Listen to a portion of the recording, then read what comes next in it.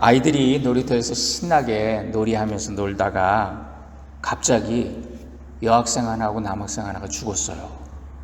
왜 그랬을까요? 금 밟아서 죽었어요. 이게 썰렁한 얘기지만 진리가 있어요.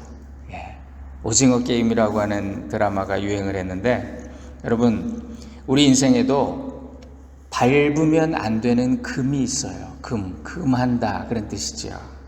하나님께서 세상에 부여해 주신 법칙이 있어요. 넘지 말아야 될 선이 있어요. 이것이 하나님의 계명이고 하나님의 율법입니다. 하나님의 계명을 어기면 죽는다 그러셨어요. 우리 영혼이 죽는 거예요.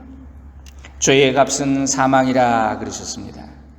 그래서 죄 짓지 말아야 하고 하나님의 뜻에, 우리 표현에 천명이라 그런 말이 있는데, 그 천명에 따라 순종하는 삶을 살아야 합니다. 사람들은요, 어떻게 하면 인생을 즐겁게, 행복하게, 명예롭게 살까? 그런데 관심이 많아요. 그런데 의외로 이 인생이 정해져 있고 끝이 있다, 결산이 있고 평가가 있다는 것에 대해서 잊고 삽니다. 우리가 짧은 인생 즐겁게 사는 것도 중요해요. 그러나 정해진 시간을 이 땅에서 살다가 심판이라고 하는 자리를 거쳐서 영원한 세계로 들어간다. 이것이 우리 인생이라면 우리에게 주어진 이 시간, 이 기회를 두렵고 떨림으로 그렇게 지내는 법을 우리가 배워야 합니다. 오늘 베드로 사도가 우리에게 주시는 말씀이에요. 전도서 11장에 보면, 청년이여 내 젊은 때를 즐거워하며 내 청년의 날들을 마음에 기뻐하여 마음에 원하는 길들과 내 눈이 보이는 대로 행하라. 그러나 하나님이 이 모든 일로 말미암아 너를 심판하실 줄 알라 그랬습니다. 오늘 사도 베드로가 본문에서 이 세상에서 우리 인생은 나그네 길이다, 너희가 나그네로 있을 때를 두려움으로 지내라 말씀하셨습니다. 히브리서 11장을 읽다가 제가 은혜를 받았어요. 지난주에 믿음의 조상들은 다 믿음을 따라 죽었으며 약속을 받지 못하였으되 그것들을 멀리서 보고 환영했다. 그들은 이 땅에서 자기 인생이 외국인과 나그네라고 증언했다. 우리 이민자들의 모습을 생각하게 됐어요. 이렇게 말한 것은 자기들이 본향 찾는 자임을 나타냅니다. 우리는 고향을 찾아서 가는 사람들이라고. 그들이 이 땅의 고향을 생각하였다라면 돌아갈 기회가 있었으려니와 이제는 더 나은 본향을 사모하니 곧 하늘에 있는 것이라. 이러므로 하나님이 그들의 하나님이라 일컬음 받으시기를 부끄러워하지 아니하시고 그들을 위하여 한 성을 예비하셨느니라. 너무 은혜가 되는 말씀이에요. 고 최희준이라고 하는 가수가 인생은 나그네 길을 어디서 왔다가 어디로 가는가, 이런 노래를 불렀어요. 그 노래의 제목이 보니까 하숙생이에요. 하숙생.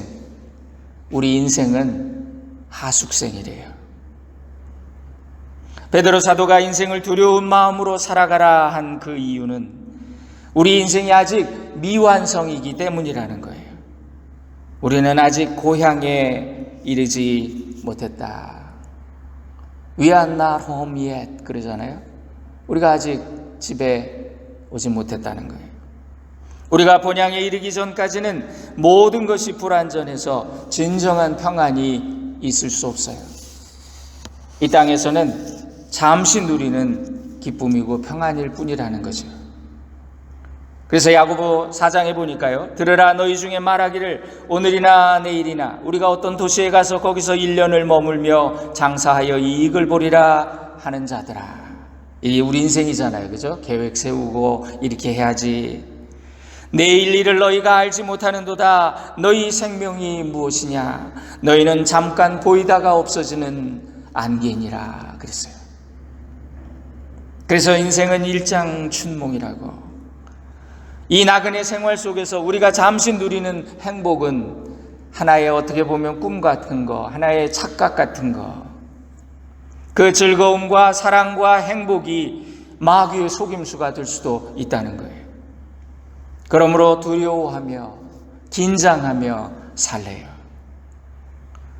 전도서 7장에 기가 막힌 말씀이 또 나옵니다. 잔치집에 가는 것보다 초상집에 가는 것이 더 낫다. 모든 사람의 마지막이 이와 같기 때문이다. 살아있는 자는 이것을 마음에 두어야 한다 그랬어요. 결혼식 잔치에 가보면요, 주인공인 신랑과 신부 너무 좋아하죠. 그냥 싱글벙글 행복의 문으로 들어간다고 그렇게 축하를 받아요. 근데 하객들 보세요. 다 앉아있는 사람들은 그렇게 행복하지 않아요. 다 걱정하면서 이렇게 쳐다봅니다. 왜 그런지 아세요? 그 인생 선배들은 이미 알고 있어요. 그 문은 고생의 문이라는 거 알고 있어요. 신랑과 신부는 세상을 다 얻은 듯이 기뻐하지만 살아가면서 이것이 얼마나 큰 착각인가를 금방 깨닫게 돼요. 6개월만 지나면 야, 이 결혼은 현실이구나 이러면서. 그런데 반면에 초상집에 가보면, 사람의 죽음 앞에 서면 우리는 인생의 궁극적인 목적지를 생각하게 된다는 거죠. 시편 90편 오늘 우리가 함께 낭독했습니다. 우리 인생이 70이요 강건하면 80이라도 고생과 수고뿐이요 우리가 날아가나이다. 신속히 가니 우리가 날아가나이다. 쏜 살, 화살같이 가는 것이 인생이다. 이 나그네의 생활은 잠시예요. 그 날들이 너무나 짧아요. 그런데 이 잠시 동안의 나그네 길을 인생의 전부인 양 착각할 때가 너무나 많죠. 사람들이 왜 치열하게 삽니까? 왜 이렇게 싸우면서 삽니까? 이 세상의 경쟁에서 지면 다 지는 걸로, 다 잃어버리는 걸로 생각하니까, 아니, 아둥바둥 죽을 둥 살둥 세상에서 빼앗기면 다 빼앗기는 줄 알고 있기 때문에 불안하고 초조하고 성급하고 치사하고 저놈 밟아야, 저놈 죽여야 내가 산다고. 모든 악과 불의가, 죄가 다 여기서 나와요. 알고 보면 우리는 사소한 것에 목숨 걸고 살아요. 어리석은 인생이죠. 바울 사도는 질문합니다. 고린도전서 15장에 만일 그리스도 안에서 우리가 바라는 것이 다만 이 세상의 삶뿐이면 우리는 모든 사람 가운데 더욱 불쌍한 자일 것입니다.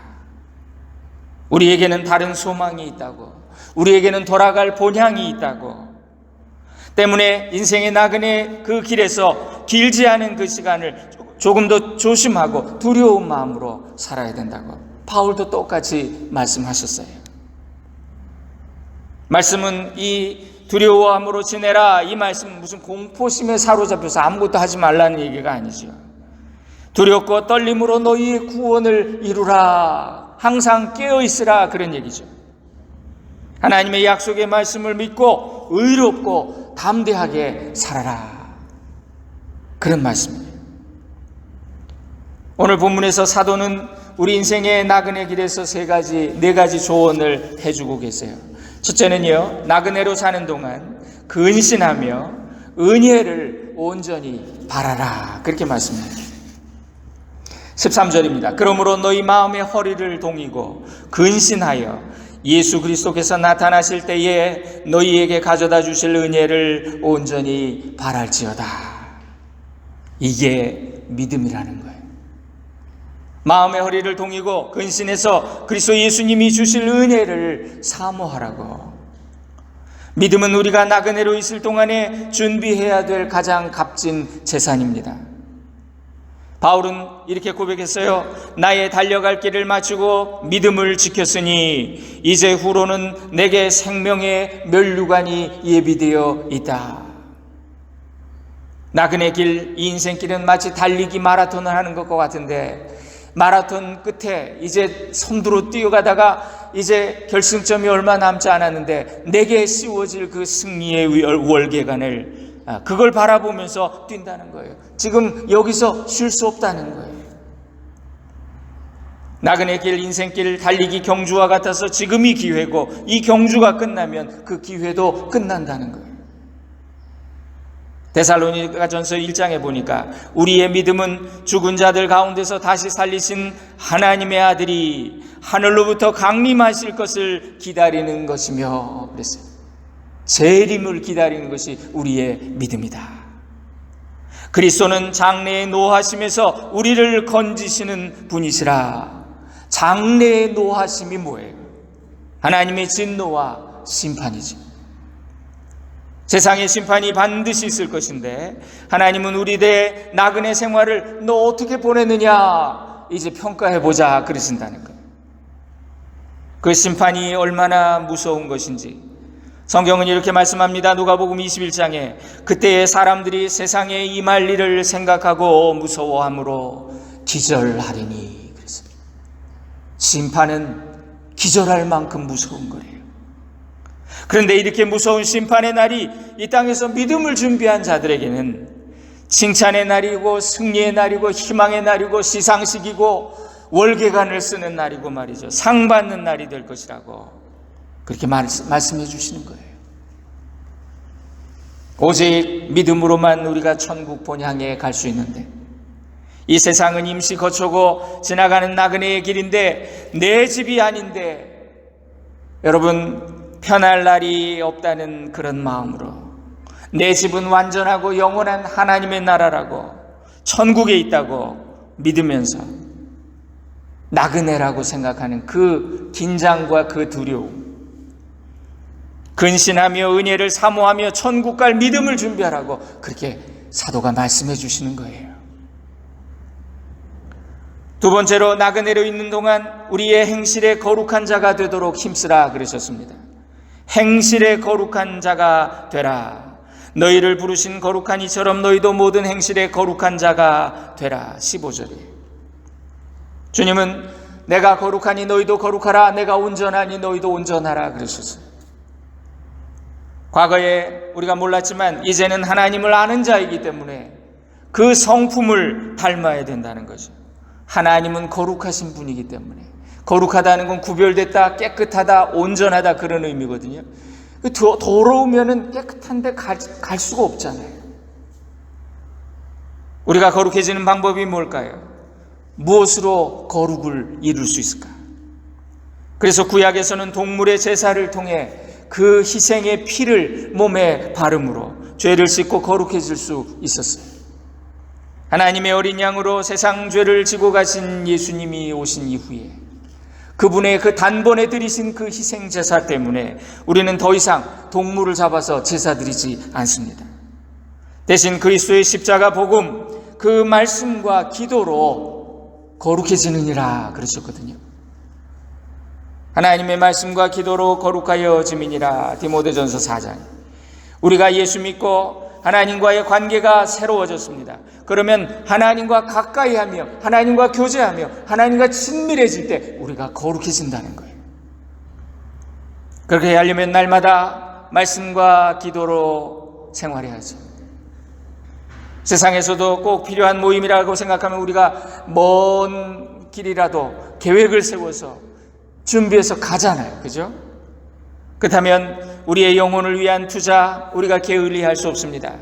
예배 시간, 또 주님을 만나는 시간, 매일매일 말씀의 묵상, 또 내게 정해진 기도의 시간, 그걸 통해서 주님을 만나는 것. 우리 교회가 아쉽게 새벽 기도를 할 수 없지만 그러나 우리가 말씀을 통해서 주님을 만나죠. 경건의 삶으로 거룩에 이르는 것은 우리가 나그네로 있는 동안 반드시 해야 될 일이라는 거예요.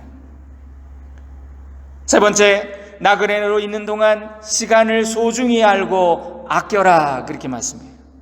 나그네로 있을 때라고 말씀하신 것은 인생이 유한하다는 거예요. 정해져 있다는 거예요. 시간이. 인생 한때입니다 그러시더라고요. 어르신들이. 인생은 짧은 은총이에요. 우리의 생명이나 활동은 모두가 다 시간과 관계되어 있습니다. 달란트 비유 우리가 들어보면 거기 하나님이 우리에게 나그네로 있는 때, 그 시간, 주인이 출타했다 돌아오는 그때, 그 동안을 우리가 어떻게 살 것인가? 그거는 우리에게 주어진 기회이면서 축복이라는 거예요. 동시에 그 시간을 어떻게 쓰는가 주님이 보신다는 거예요. 그걸 평가하신다는 거예요. 우리에게 주어진 시간은 영원하지 않습니다. 제한되어 있어요. 그래서 이 시간을 소중히 알고 아끼며 그렇게 살아야 돼요. 하나님 거라고 생각하면 우리가 함부로 할 수 없어요. 세상에는 짧은 시간에 위대한 삶을 사는 사람도 있고 그 아까운 시간을 무가치하게 흘려버리는 사람들도 있어요. 에베소 5장에 보니까 세월을 아끼라 때가 악하니라 그랬습니다. 주님의 일에 우리의 시간을 씀으로써 영원을 위해 투자하는 그런 지혜로운 인생들하고 오늘 사도가 우리에게 권면하고 계십니다. 마지막으로 나그네로 있는 동안 할 수 있는 대로 선한 일들을 많이 하라 그러셨어요.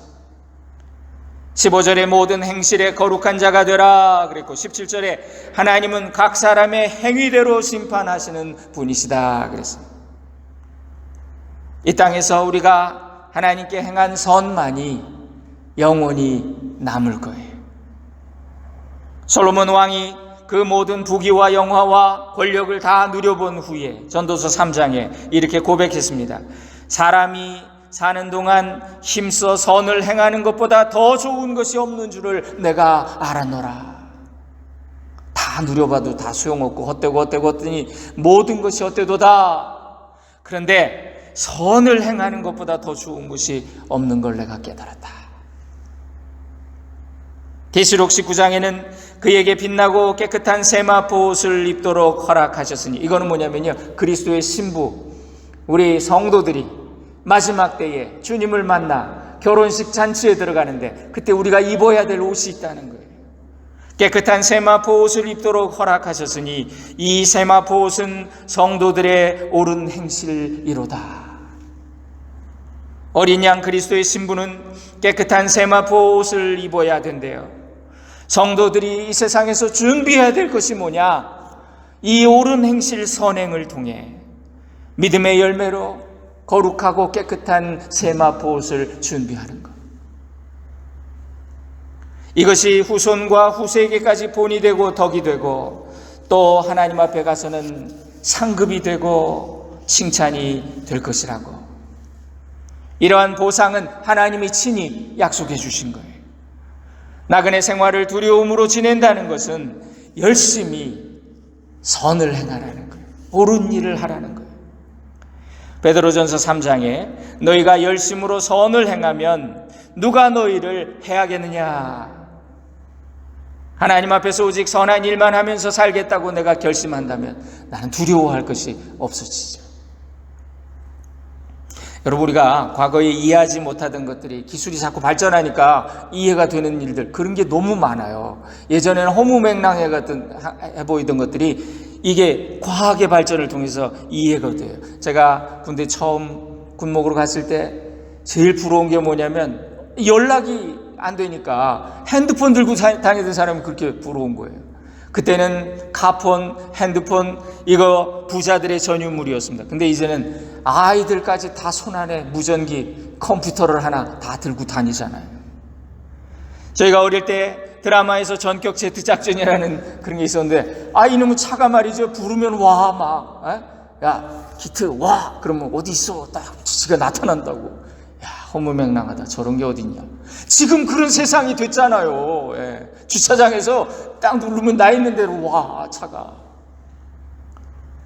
여러분, 저는요 성경에 제일 이해하기 어려웠던 게 뭐냐면 하나님이 우리의 모든 걸 어머니 태속에서 내 몸이 만들어지기 전부터 주님의 눈이 나를 보고 계셨으며 나를 위하여 정한 날이 하나도 되기 전에 주님의 책에 다 기록되었나이다. 시편 139편 말씀이 이해가 안 됐어요. 어떻게 이게 세상의 모든 책을 다 가지고 다 세상의 모든 메모리를 다 합쳐도 어떻게 그걸 다 기록해? 네, 이렇게 생각했어요. 근데 CCTV가 나온 이후로 여러분 이게 이해가 됐어요. 중국 같은 나라는요, 사람 얼굴 딱 찍으면 몇 초 만에 그 사람 신분이 다 나온대요. 도망을 못 간대. 세상이 얼마나 바뀌었습니까? 저는 이 말씀이 사람의 기술로도 이 모든 것이 기록된다면 하나님이 우리를 보고 계신다는 게 이해가 되는 거예요. 사람의 모든 행위와 마음까지 기록하신다고 생각하면 나그네의 이 때가 얼마나 두렵고 떨려요. 비록 과거에 실수가 많았다고 해도 이제부터 나의 행실을 고치고 뜻을 정하여 하나님의 계명을 따라 살려고 하는 사람에게 하나님이 은혜를 베푸신대요. 그러면 지난날의 모든 기록은 생각지 아니하시고 모두 깨끗이 지워주신다. 그제 있잖아요. CCTV도 딱 잘라가지고 지워버리잖아. 문제는 지금부터라고. 지금 이 순간부터 우리의 모든 기록들을 아름다운 것으로 주님이 보고 계시니까 내가 주님 앞에 상 받을 그런 진실하고 보람 있는 것으로, 의롭고 덕스러운 것으로, 충성스럽고 영광된 것으로, 하나님이 기뻐하실 것으로 내가 기록을 남겨야 되겠다. 저와 여러분이 그렇게 결심할 수 있기를 간절히 소원합니다. 제가 뉴욕에서 가깝게 교제하던 목사님이 계셨는데, 이분이 신학교 교수님, 저희 아내가 공부할 때 스승이셨어요. 그래 가깝게 지내면서 필라델피아에서 목회하시는 분인데, 이분이 글을 잘 쓰시고 신문의 컬럼니스트고 또 책도 많이 쓰시고 목회자 중에서 아마 책을 제일 많이 읽는 분이다, 그렇게 소문났을 정도로 그런 분이에요. 한 번은 그분이 목회자들 앞에서 당신의 간증을 하셨습니다. 당신 교회의 교인 남편 중에 사회적으로 잘 나가는 분이 계셨는데요, 좋은 대학을 나온 의사입니다. 의학 박사예요. 미국에 와서 돈을 많이 벌었어요. 성공한 분이에요. 근데 이분이 취미가 뭐냐면 레저용 비행기를 조종하는 그런 취미가 있었답니다. 그래서 경비행기, 자가용 경비행기가 있었대요. 미국에 와서 이렇게 성공을 하고 부인과 어머니는 교회에 열심히 나오는데 이 남편은 바빠. 매주 바빠. 매사추세츠에 있는 그 비행장에 가서 비행기 타느라고. 그 매주 거길 가느라고 교회를 못 왔대요. 근데 어느 날 갑자기 신방을 와달래요.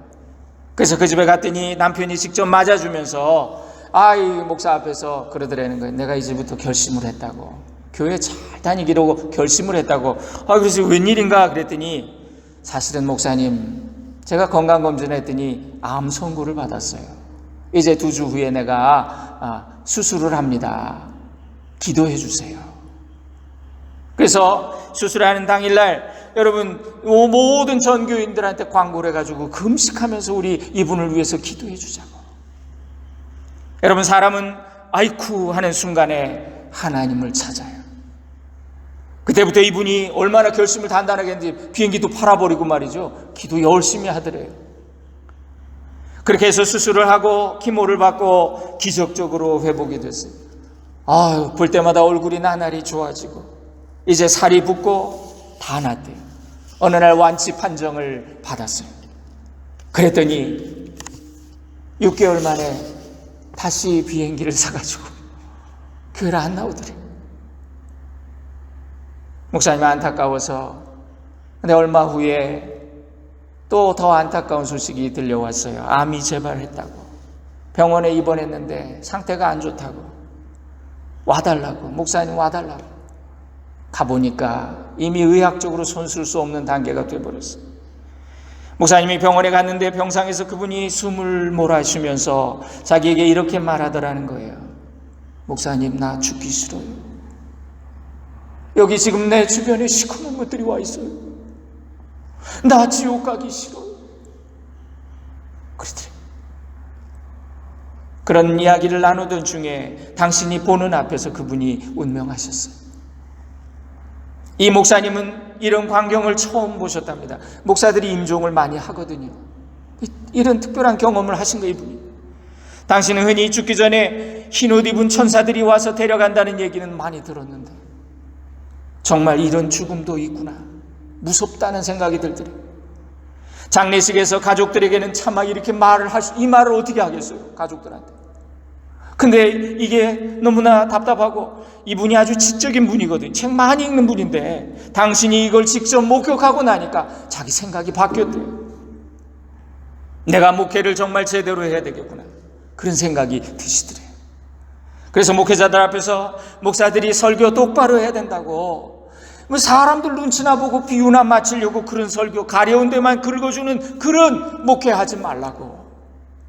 하나님이 그 책임을 엄중히 물으실 거라고. 성경이 말씀하신 진리를 분명히 가르치라고. 이분이 신학교 교수니까 목사들 앞에서 큰 얘기를 하시는 거예요. 저도 그 간증을 들으며 도전을 받았습니다. 목사가 아무리 목회 잘하고 목회를 오래 하고 신학 공부 많이 해서 박사학위를 받아도 영혼을 구원하지 못하면 무슨 소용이 있겠는가? 내가 아무리 명설교로 듣는 이들에게 감동을 주고 사람들을 들었다 놨다 울렸다 웃겼다 교회를 부흥시켜서 사람들의 칭찬을 받아도 영혼이 돌아와 구원받게 하지 못한다면 나는 하나님 앞에서 저주받을 악하고 게으른 종이 되는 거잖아요. 두려운 마음이 들었어요. 에스겔 3장에 인자야 내가 너를 이스라엘에 외치는 자 파수꾼으로 세웠으니 너는 나를 대신해서 저들을 깨우쳐라. 네가 외치지 않아서 내가 말하지 않아서 악인들이 죄악정에 죽는다면 나는 그 피의 값을 내 손에서 찾을 것이다. 만일 내가 그들을 깨우쳤는데 그가 악한 마음과 악한 행위에서 돌이키지 않는다면 그는 자신의 죄악 중에서 죽으려니와 너는 너의 생명을 보존하리라. 사랑하는 여러분, 우리의 나그네 인생길을 즐겁게 행복하게 여행하십시다. 그러나 돌아갈 내 집, 내 고향을 늘 생각하십시다. 청교도들은 이런 모토를 가지고 있었대요. 한 번뿐인 인생 속히 지나가리라. 오직 그리스도를 위한 일만 영원하리라. 그래서 그들은 신앙의 자유를 위해 다른 모든 걸 버릴 수가 있었던 거예요. 지금으로부터 100여 년 전에 1912년이니까요. 지금 113년 되네요. 대서양에서 타이타닉호가 침몰했습니다. 세계 최대의 최고의 최신의 유람선 타이타닉 호화 유람선. 뉴스에서는 날마다 최신 설계로 지어진 타이타닉 뉴스가 나오고 말이죠. 이제 몇 월 며칠 날 처음으로 항해합니다. 그러면서 그 배를 이거는 최신 설계로 그때부터 이렇게 칸칸이 짓는 그런 거 있잖아요. 그래서 물이 들어와도 그 칸만 차고 이렇게 침몰하지 않는 그런 배였대요. 그래서 이 타이타닉의 별명을 unsinkable, 침몰 불가다 이렇게 불렀답니다. 당시 1등석 가격이 4,300불인데 집 한 채 값이었대요. 그리고 배 밑에 3등 칸, 타이타닉 우리 영화 보면 나오죠. 3등 칸. 거기까지 수많은 사람을 태우고, 여러분 그렇게 이 배에 처음 탔다는 것만으로도 가문의 영광이라고 할 정도로 그렇게 기대 속에 사람들의 기대 속에 출항을 했습니다. 사람들은 말했습니다. 우리는 침몰하지 않는 배를 만들었다. 우리는 이 배에 탔다. 하나님도 이 배를 침몰시키지 못할 것이다. 그러면서 그 타이타닉의 처녀 항해, 첫 번째 항해, 출항해. 여러분 인생은 누구나 처녀 항해예요. 여러분 우리는 우리 인생길 다 처음 가요. 일생 한 번 살아요. 그 누구도 두 번 살지 않아요. 그래서 인생을 한 번 산다 그렇게 불렀어요 우리 조상님들이. 그런데 이 배가 침몰했어요. 타이타닉은 침몰하면서 사람들에게 메시지를 주었습니다. 인생에는 침몰 불가가 있을 수 없다. 사랑하는 여러분, 교회는 하나님이 부르신 이 교회는 유람선이 아니라 생명선이에요. 교회는 그래서 호화롭지도 안락하지도 않습니다. 때로는 교회는 촌스러워 보일 때도 있고 불편할 때도 있고, 그러나 분명한 것은 우리가 유람선을 타고 있는 것이 아니라 생명선을 타고 있다는 것. 유람선을 타고 있다면 언젠가 침몰할 수밖에 없지만 생명선에 타고 있는 그는 반드시 구원을 받게 될 거예요. 우리의 삶을 어떻게 지내려는가? 당신의 남은 삶을 어떻게 사시겠습니까? 질문하죠. 성경이 우리에게 끝없이 질문합니다. 가장 좋은 길은 하나님 앞에서 두렵고 떨림으로 사는 것, 하나님을 경외하고 하나님을 두려워 섬기고, 그리고 이 땅에서 생명길을 가는 것, 최후의 평가와 결산을 준비하며 그때 받을 상과 면류관을 기대하며 그렇게 살 수 있는, 이 나그네의 때를 두려움으로 살 수 있는 저와 여러분 모두 되기를 주님의 이름으로 축원드립니다. 기도하겠습니다. 전능하신 하나님, 심판의 주가 되실 하나님을 우리가 오해하고 사랑의 하나님, 용서의 하나님만 생각하며 교만하고 방자히 행하지 않도록 우리를 깨우쳐 주옵소서. 두렵고 떨림으로 우리의 구원을 이루게 하옵소서. 나그네 인생길에서 잠시의 즐거움에 마음이 빼앗겨 가장 중요한 것을 잃어버리게 되지 않도록 우리를 인도해 주옵소서. 우리는 미약하여 혹시 주님의 손을 놓치는 순간에도 주님의 강한 손으로 우리를 놓지 마시고 꼭 붙들어 주시옵소서. 다시 오실 주님 예수님의 이름으로 기도 올립니다. 아멘.